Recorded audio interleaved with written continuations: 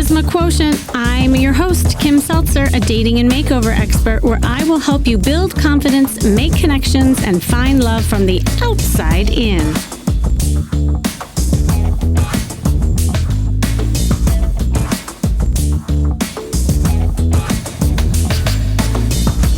Today, we are exploring a topic that might surprise you, actually. In fact, when I met this guy who is with me today, I didn't even think about how this profession even related to people's confidence with dating and relationships until we started talking. And, look, we all know that a great smile can boost confidence and attract others. But more than that, taking care of your oral health and well-being overall has a deeper impact on your energy, attractiveness, and self-worth. And lately, it's been strange because I offer these free calls often just to kind of unravel what is going on in your love life. And I've been having so many conversations about how people's health, image, and well-being is stopping them from putting themselves out there to date. There was this one woman I talked to, and she literally was ready to date. She did all this work on herself. She even went shopping, but she hated her smile so much. And I will be honest, her teeth definitely needed work. But it was impacting, like she wouldn't even take a picture for her profile because she didn't like her smile. And so she wanted to wait until she got her teeth done to even go out there and date. There was a man that I recently helped, and I got him a new wardrobe. I helped build a sexy confidence. We were approaching women left and right. He got everything. And this was interesting. He was not even aware of how yellow his teeth were. And I had to say to him, I said, you're an awesome guy, but has anyone ever talked to you about your teeth? And he looked at me amazed, dazed, and confused. And I said, yeah, like there's whitening strips you can do for that. He just had no awareness that this was like killing his just image overall. And he did it, and it made a huge difference. And then there was another client I was working with, and she had sleep apnea, and she didn't even realize it. And she woke up and like almost like stopped breathing one time. And she realized that her moods were so affected by the lack of sleep that's why she wouldn't like go out with her friends, and people were trying to get her out there. And it was the lack of sleep and energy that she didn't even know that was coming from the sleep apnea that was preventing her from putting herself out there. So there is a connection between a healthy smile, confidence, and energy that you can feel more empowered in the dating world when you look and feel your best. You know that I always preach and teach that from an image consultant standpoint. But the oral hygiene and also your well-being has significant influence in your dating life. And I have an amazingly talented man with me today who is going to shed light on how oral health and sleep not only enhances your physical appearance, but also plays a key role in mental and emotional well-being. He is better known as Dr. Rad. He is rad. And he is an international speaker on sleep apnea, snoring, low-level laser therapy, marketing, medical billing, men's mental health. Oh, and he is so much more. A practicing dentist of 22 years. He has a passion for speaking that includes personal development and strategies that help anyone manifest the life of their dreams. He's the winner of Dentistry's Got Talent. I want to hear more about that. And the Best Facebook Influencer Award. He humbly captivates any audience he speaks to. Now you know why I have him on. Welcome, Dr. Rad. Are you there? Hey, thanks for having me on. What a great intro. Thank you for that. I didn't know I did all those things. I know. Isn't it funny when people read your bio back? You're like, oh, that's me. Yeah, Well, yeah. you are. This So is you. it's what you just said about your smile, about your sleep. Let me get a little closer in Zoom and speak to you. When I get closer to the camera and we get into that conversational talk, and if you could maybe smell my breath. And if my breath Oh, does not smell good because my dental hygiene is not up to par, I don't care how beautiful you are. I don't care how handsome you are. It's a turnoff. We've had that, right? Where you're having a great conversation, you get a little closer, and the breath stinks. And you, how do you tell that to someone? It's almost like when you see lipstick on someone's teeth and you kind of want to say something.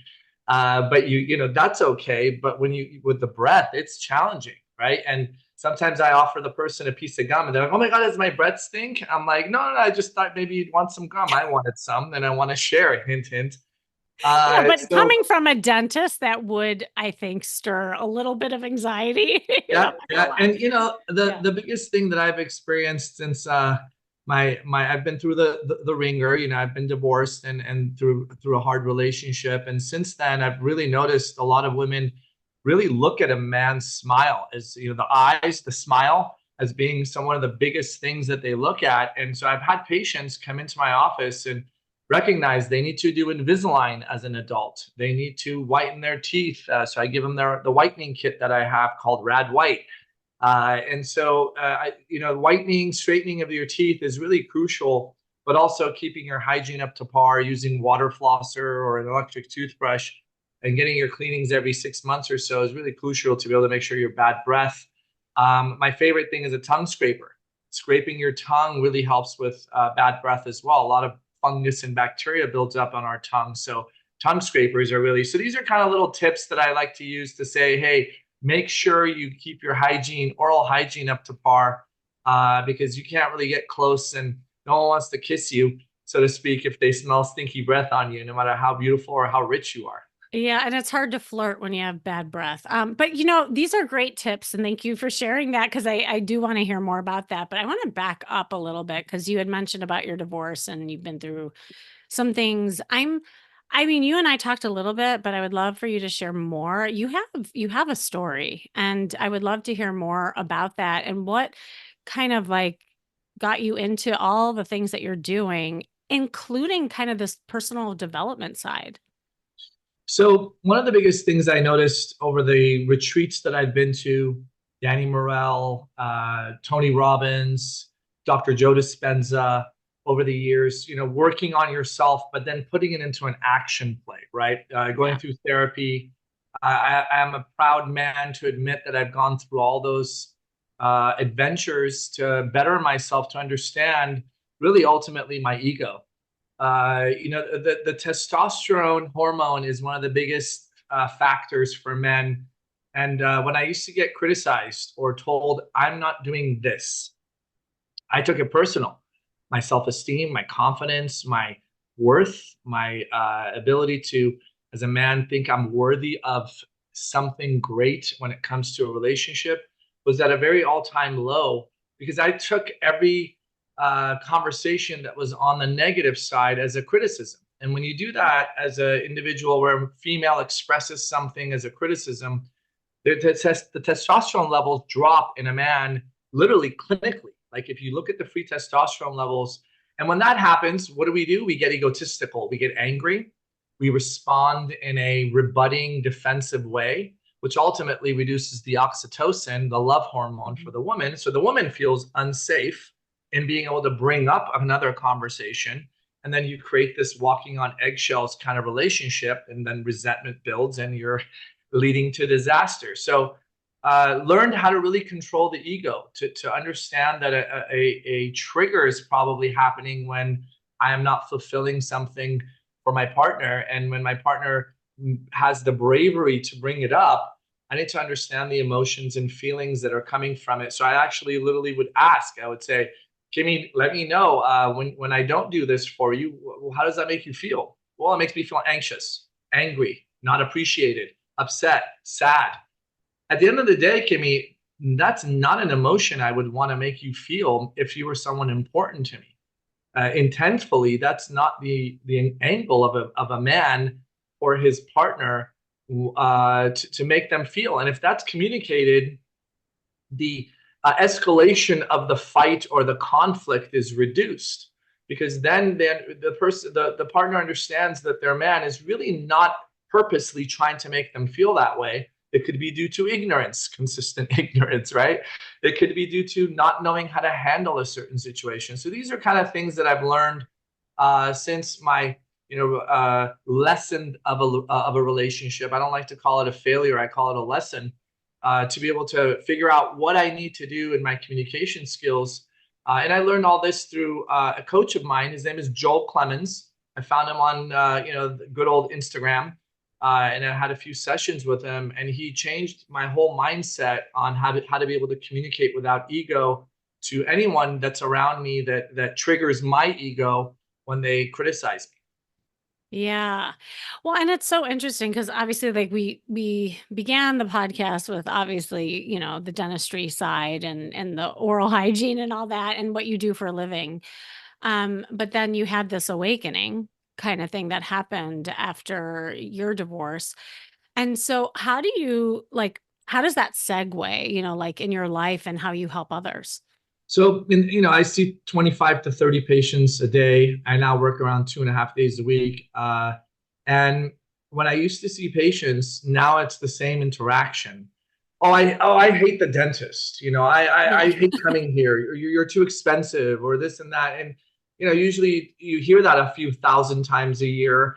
It wears on you. And dentists are one of the highest suicide rates. And I think if people constantly tell you they hate you, quote unquote, even though they love being in my office, and we have great banter, and I try my darnest to lead with my feminine at times, which is my compassion and my empathy and my intuitiveness. But I got to lead. Majority of the time, I'm treatment planning. I'm letting know what they need, what's going on, and that's my masculine that steps in. So that's what I learned a lot is even in the dental chair with my clients or my employees who for the most part in my office everyone's female, all the assistants are female, and there's a problem that comes up at work, right? One female attacking the other, and it's like, I don't want to deal with this drama. Now it's like, well, tell me how it makes you feel that so and so said something or did something. Oh, she doesn't care, she's being disrespectful and rude. I go, maybe she's going through something. Let me have a conversation with her. Just ask her if everything's going okay at home. That's what I've learned is the Mm. ability to treat my patients differently, treat my employees differently, let alone someone that I'm dating. And it stems into even our friendships that we have, some family, like the kids that I have, that when they go through something, I literally try to enter their being, look out from them and see what they feel. Having compassion Mm. and empathy as a man technically is speaking of their feminine, right? And it's hard for us to do that because our emotional maturity is anger, fear, resentment, greed, jealousy. That's not an energy that any human being, let alone a man, should stay in because it repels good stuff from your partner and from anyone in front of you. So that's one of the things I've taken. I've noticed the correlation when I've worked on myself and applied it.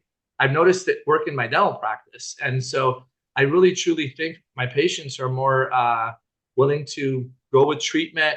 They understand that I'm not just this guy causing pain or cost a lot of money. I do really care about what I do for them to help them get out of pain, to help them sleep better. And I can't wait to dive in and talk a little bit about how I save relationships by just allowing people to sleep better, right? So yeah, that's how I apply it to kind of the dental field. And anyone that's listening can really apply it to as a real estate agent, as a accountant, as a lawyer, empathizing and having compassion for your person that's in front of you really does help create a better communication and a better relationship. I love it. You're almost like a dental therapist. I've been told Like that. literally like, when you put people in the chair, it's multifaceted, like when I put people in the chair as a therapist, it's just one dimensional. Well, and I love that you are kind of incorporating this in your practice too with the lessons that you learned. And it's so important to really hear the other person. And no matter what aspect of the relationship, whether that's like on a first date with someone, whether it's a partner, whether it's somebody sitting in your chair getting treatment, I think so many times people get caught up in the agenda and what they want to say versus what is the other person feeling and going with that. Because, people come to me all the time, and this is the truth. And I'm not going to lie, guys, mostly like, Kimmy, can you just give me a line? Can you just tell me what to say, and when it comes to approaching women, and my answer 100% of the time is always, no. because we feel that we know when it's a line, it doesn't feel authentic, and it's not that emotional connection that gets created. It's when you truly listen and then reflect back on what you're hearing is when all that magic happens. So I love that you're like getting that. But I want to hear, maybe you have some client stories or, things where it unfolded, where maybe somebody came in for sleep apnea or yellow teeth and it unfolded into so much more. Yeah, it's funny. The conversations about, especially, I call it sleep divorce. So Yeah. sleep divorce are families or relationships where people are together under one roof, and about a third of people who are together under one roof snore, and a third of those are sleeping in separate bedrooms. So I have complaints from my patients that say, "Yeah, doc, I don't sleep. I haven't slept next to my wife in a couple of years. She kicked me out." Or my husband doesn't like to sleep next to me because I'm too loud when I snore. And so we get into the conversation about, other things that come up in relationships, and they tell me, "Oh yeah, we're not dating each other anymore," and I try to do the once a week dating, but then we're not as intimate because we don't sleep next to each other because we snore. And of course, my goal is as Dr. Rad, is to be able to help them sleep next to each other by providing a home sleep test, and then eventually either usually an oral appliance, a mouthpiece, so they don't have to wear that machine, which is also a little fun Yeah. so to wear. So that's one thing that we talk about. The other thing that I talk about are people who are divorced, people who have already been in a marriage or in relationships, and now they're dating again, and they're in their 40s plus, and they're snoring.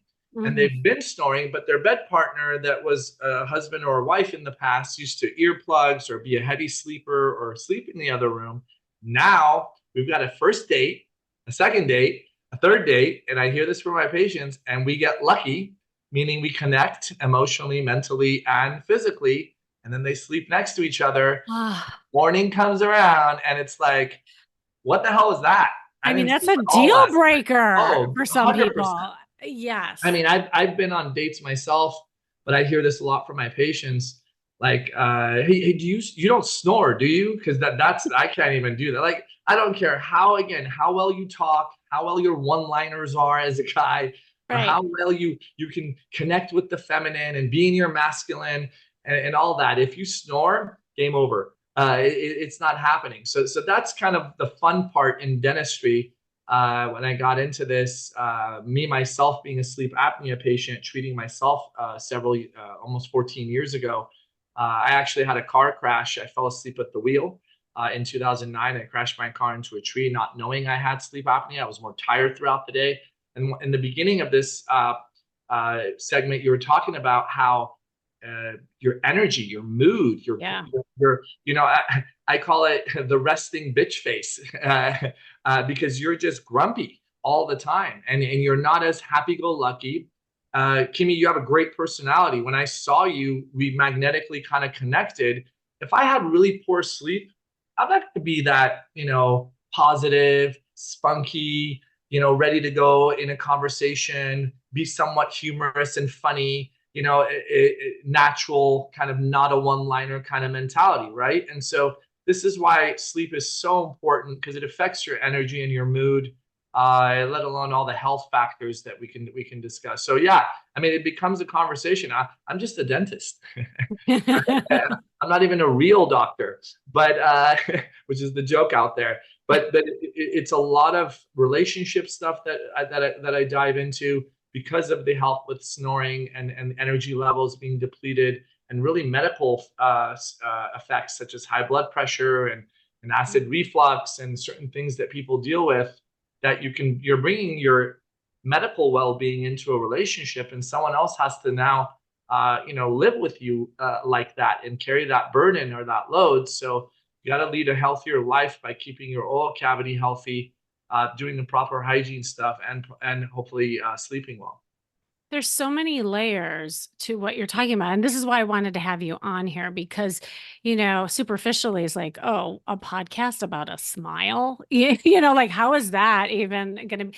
But as we're unraveling all these layers, you see how it can affect people in a very, like, a lot deeper way, because it also can affect your self-esteem. Like, if you are self-conscious in any way, shape, or form about you physically, and it could include your smile, it can include even just like the snoring thing. If you know that about you, that might impact even your first date and subconsciously. It's like, well, how can I flirt with that person knowing that later on, if I sleep with that person, I'm going to snore?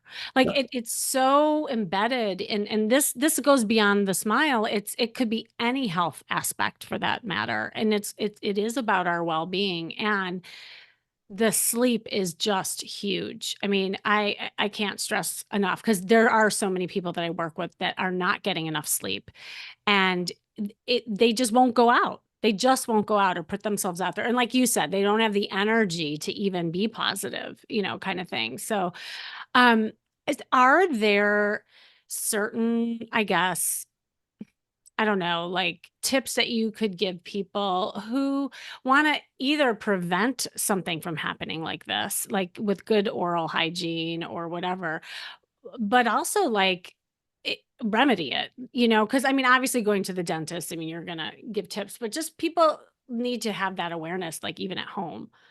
Yeah, so one of the things that unfortunately when we gain weight, that can impinge our breathing area around our neck, and Ah, that can influence a lot of snore. Or all of a sudden, I'm snoring ever since I gained this extra 10 pounds. And look, we are our worst critic. One of the things I've learned and I talk about is self-love is a very challenging task to achieve. If you have self-love, that means you have absolute zero criticism and you unconditionally love from the top of your head with every hair strand that's there still or not, down to the toes and feet, toenails that you still have that hopefully don't have bunions and whatever. that's another You will love, podcast.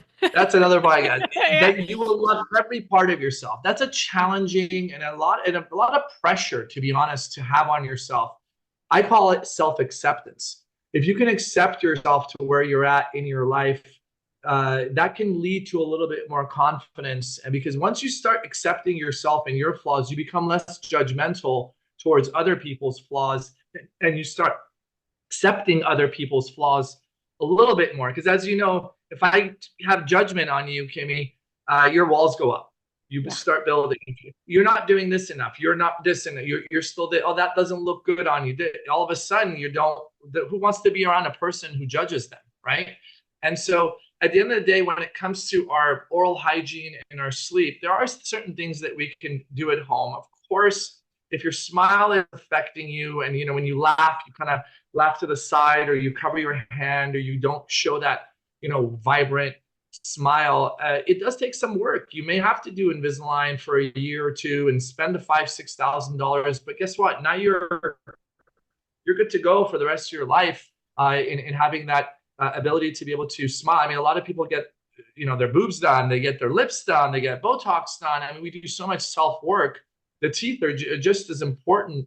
Men too are noticing women's teeth, and of course, I said in reverse, women think a smile is one of the top three things that they look at as an attractive quality. So that's that. When it comes to sleep, yeah, losing weight, trying to eat better, it's obviously good for your overall health. But if you do lose weight, you tend to sleep better. Sleeping on your side is better than sleeping on your back. I usually tell people try to have a pillow to support your back so you don't fall on your side. So, excuse me, fall on your back. Because when you fall on your back, your tongue falls back due to gravity more, and you Mm. have more snoring and apneic events. And of course, drinking. You're out on a date, or someone's over and you drink. If you're drinking within an hour or two before bedtime, that's going to dry up your mouth.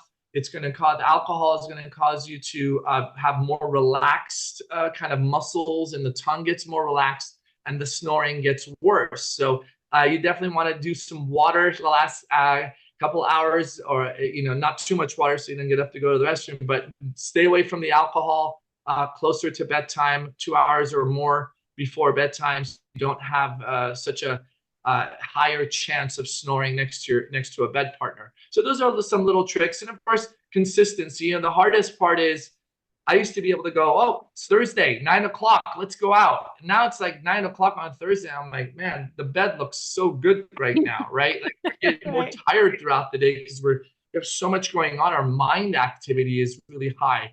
So really, when you get a quality of 6 hours of quality sleep, because Mhm. you're wearing a mouthpiece, you've had your sleep evaluated, that's better than 7 and 8 hours of Xanax, Benadryl, marijuana gummy, red wine induced sleep, right? And so, really, my first recommendation is if you have sleep problems, get a home sleep test, see if you have sleep Mhm. apnea. There's some home remedies that I just talked about that you can do, but it's really important to evaluate it professionally. Yeah. Oh my, there's some such good tips in there that I didn't even like think about or realize that affect the sleep and stuff. As we end things, like I was thinking about what you said is so true, like how we judge other people, and really what you're doing is you're judging yourself. People who are really critical of themselves are usually the ones that are critical of others. And so anything you can do to feel better about yourself and stop focusing on everybody else, but because this really is about you and how you feel. And when you feel good and you feel positive and you're energetic and you have enough sleep, like that's half the battle to attracting like a positive relationship. So I love that. Like we're kind of all tying that together. Are there any kind of parting words of wisdom that you wanted to share? And it could be anything from the teeth to relationships. Yeah, one of the closing remarks I like to always lead with is lead with compassion. When you lead with compassion, with empathy and understanding, even towards your enemy, it doesn't affect you as much emotionally. When you have compassion for a Trump supporter, you have compassion for a Kamala Harris voter, and you're on the opposite side, which has been a big, conversation nowadays. Have compassion. You don't have to agree with people, but Right. understand they've gone through a childhood experience. They're going through some triggers. There's so many different things can affect them, and when you do that, you get less emotional immaturity. You become a little bit more just happy-go-lucky within your day. And that's my closing remark to lead everyone, no matter where you're from, what race, culture, gender, what your ideology is. It's really important to do that. Kindness and compassion is the only way towards a happy life. And acceptance. I love it. I love all of that. Yes. Oh my Yep. gosh. Thank you so much for coming on. And where can everyone find you? And is there any, yeah, I mean, you said that you mentioned you have some products too for people. Yeah, so everything's Rad. My last name is Dr. Rad. So Rad Health Inc. is my products, radhealthinc.com. I have sleep products, TMJ products, the water flosser, electric toothbrushes, the whitening kit. It's very affordable. It's like $30 online for a home whitening kit called Rad White. Ooh. So radhealthinc.com. And you can just, Google Dr. Rad, Radfar, Radfar is my full name. You'll see my Instagram, my handles. If you have any questions, you can DM me or message me through the website. Oh my God. Awesome. Thank you so, so much for coming on. That was super fun. Thank you so much for having me. And thanks for joining me today, you listening. This has been the Charisma Quotient, and I'm your host, of course, Kimmy Seltzer. And remember, you can build confidence, make connections, and find love from the outside in. And if you want to know more, make sure you go to my site, kimmyseltzer.com. And if your health and well being is affecting your dating life, and it's stopping you from putting yourself out there, then just hop on a personal call with me. Yes, it's me. It's not my assistant. People have been asking me, oh my God, I can't believe it's you. Yes, it's me. I just want to help. Come and I'll just come up with some strategies to get you unstuck and feel empowered. Just click the link you see in the show notes to do that. And remember, working on you is working on your dating life. That's all for now.